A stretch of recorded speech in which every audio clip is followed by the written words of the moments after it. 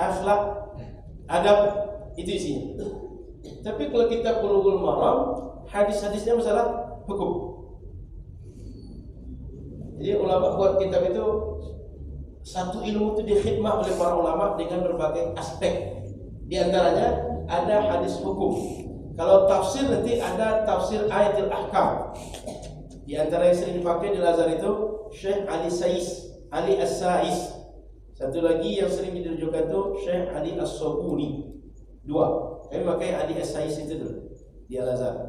Jadi kami di Al-Azhar kalau hadis ahkam ini belajar tahun 2 sampai tahun 4. Kalau tafsir ayatul ahkam kelas 1 sampai kelas 4 tahun belajar tafsir ayatul ahkam, dan hadis ini belajar 3 tahun. Kemudian fiqhul muqaran, fikih berbagai mazhab itu 4 tahun. 1, 2, 3, dan 4. Fikih mazhab 1 sampai 4 juga. Ini 3 tahun mempelajari. Jadi Bapak Ibu rahmatullah subhanahu wa ta'ala, sekali lagi kita pelajari hadis-hadis Nabi yang khusus membahas hadis-hadis hukum saja. Sehingga permasalahan yang kita bahas mulai bab taharah sampai nanti bab jihad itu akan jumpa kita hadis-hadisnya. Termasuk zikir-zikir yang kita baca, itu akan jumpa di dalam kitab ini.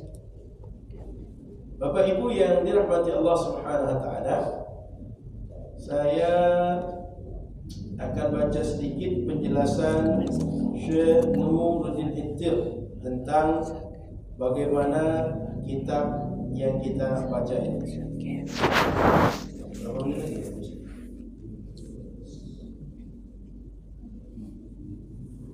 Baik.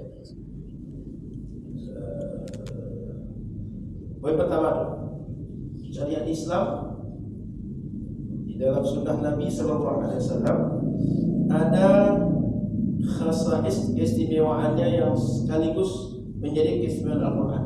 Jadi keistimewaan Al-Quran dan hadis itu, satu, syumul, membahas semua aspek kehidupan manusia. Jadi Quran dan hadis itu isi bahas semua aspek Quran, semua aspek kehidupan manusia. Tidak hanya ruhi saja, tapi semua aspek yang ada pada makhluk itu dibahas dalam Quran dan Sunnah. Sehingga masalah apa saja yang kita bahas itu ada penjelasan. Yang kedua, al-umum. Umum itu artinya tidak hanya bangsa tertentu, tapi semua bangsa bisa berlaku hukum itu. Maka orang Arab belajar fikih sama dengan orang Indonesia. Orang Afrika, orang Eropa, orang Australia belajar fikih sama fikih belajar dengan kita. Tapi penerapan, baru nanti ada penerapan yang bisa sesuai dengan tempat masing-masing, nanti berbeda dengan tempat yang lain. Kenapa? Karena mesti arif dengan kondisi tempat. Karena kalau tidak, orang akan berat melaksanakan syariat.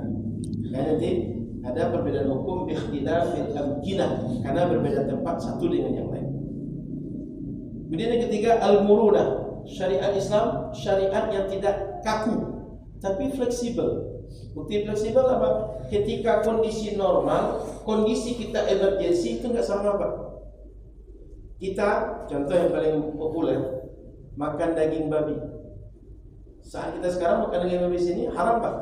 Tapi kalau tak ada yang dimakan kecuali daging babi, tak dimakan mati. Daging babi boleh dimakan. Fleksibel. Juga ketika ada orang terancam, kamu kalau tidak mengucapkan kalimat-kalimat berikut, kamu saya bunuh. Sehingga dia murtad secara lisan, tapi di hati tidak murtad, dia tidak dihukumi kafir meskipun dia mengucapkan kalimat-kalimat murtad. Kenapa? Dipaksa. Kalau diucapkan mati dia. Itu fleksibel syariat. Yang keempat, at-tadarruj fi syariat. Syariat ini kalau kita tahu syarat dan sejarah syariat Islam, semua syariat itu terutama yang berat-berat sudah mengakar di masyarakat, turunnya bertahap. Tentang khamar itu sampai 4 ayat, 4 fase. Riba 3 fase. Sehingga orang ketika meninggalkan riba, meninggalkan khamar itu, riba haram, jangan langsung gitu. Tapi disampaikan dalam beberapa fase. Kemudian at-taufiq bainal maslahatil fardhi wa huquqi wa maslahatil mujtama' wa huquqi. Dipertimbangkan aspek maslahat